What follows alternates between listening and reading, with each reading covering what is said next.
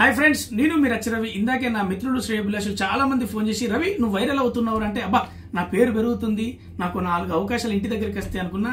తీరా న్యూస్ చూస్తే తెలిసింది నా ఉన్న అవకాశాలు పోగొట్టేలాగున్నాయి. ఫ్రెండ్స్, మరి వారం రోజుల నుంచి నేను డే అండ్ నైట్ షూట్ల వల్ల నేను ఇంటికి కూడా దూరంగా ఉంటున్నా. ఇక్కడ సిగ్నల్స్ కూడా లేవు, అప్డేట్స్ లేట్గా తెలుస్తూ ఉన్నాయి. సో నిన్న బర్త్డే పార్టీ మారక ద్రవ్యాల మధ్యలో ఒక రచ్చరవి అని మీరు స్ప్రెడ్ చేస్తూ ఉన్నారు. నేను మీ అందరికి చెప్పేది ఏంటంటే, ఇండస్ట్రీ మొత్తానికి నేను ఒక్కనే రచ్చరవి, నాలాగా ఇంకో లేడు రాడు. అక్కడ ఉన్న రచ్చరవి నేను కాదు, నాకు తెలియదు, అర్థం చేసుకుంటారని ఈ వీడియో CC2 నా ఫ్రెండ్స్, నా వెల్ విషర్స్, నా ఫ్యామిలీ మెంబర్స్, అలాగే గవర్నమెంట్ అఫీషియల్స్, ముఖ్యంగా మీడియా ప్రొఫెషనల్ కు నేను ఇది ఇవ్వాలనుకుంటున్నా. Thank you very much. నేను మీ రచ్చరవి. అందరికీ నమస్కారం.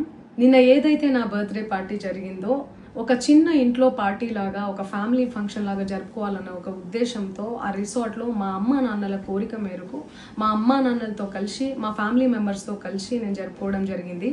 అక్కడ మా అమ్మా నాన్నలు, మా అమ్మా నాన్న ఫ్రెండ్స్, మా ఫ్రెండ్స్, మా ఫ్యామిలీ ఫ్రెండ్స్, మా టీమ్ మెంబర్స్ మాత్రమే ఉండడం జరిగింది. అండ్ అట్లనే లిక్కర్ ఉండడం జరిగింది, సౌండ్ సిస్టమ్ ఉండడం జరిగింది.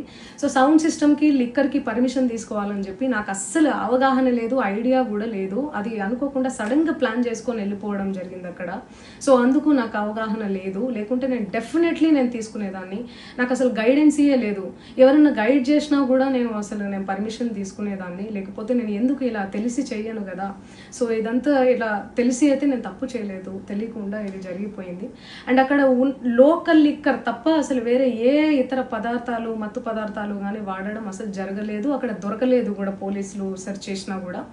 అండ్ అక్కడ ఎవరికైతే పాజిటివ్ వచ్చింది అని చెప్పి పోలీసులు చెప్తున్నారో, ఆయన ఎక్కడో ఒక చోట తీసుకున్నాడు, ఎప్పుడో తీసుకున్నాడు అని చెప్పి తేలిందని చెప్పి పోలీసులే చెప్పారు.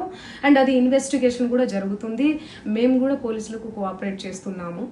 అండ్ నేను ఎందుకు ఇలా చేస్తాను, అసలు నాకు తెలిసి ఎందుకు చేస్తాను, మా అమ్మా నాన్నలతో దట్టు, మా అమ్మా నాన్నలు పెట్టుకొని ఇలాంటివి నేను ఎంకరేజ్ చేస్తానా, ఇలాంటివి చెప్పండి. అండ్ ఒక రోల్ మోడల్గా, ఒక ఇన్స్పిరేషనల్గా ఉండాలని అనుకుంటాను, కానీ నేను ఇలా ఎందుకు నేను చేస్తాను. సో ప్లీజ్ దయచేసి మీడియా మిత్రులకు నా విన్నపం ఏంటంటే, ఆధారాలు లేని అభియోగాలు నా మీద అస్సలు మోపద్దు ప్లీజ్.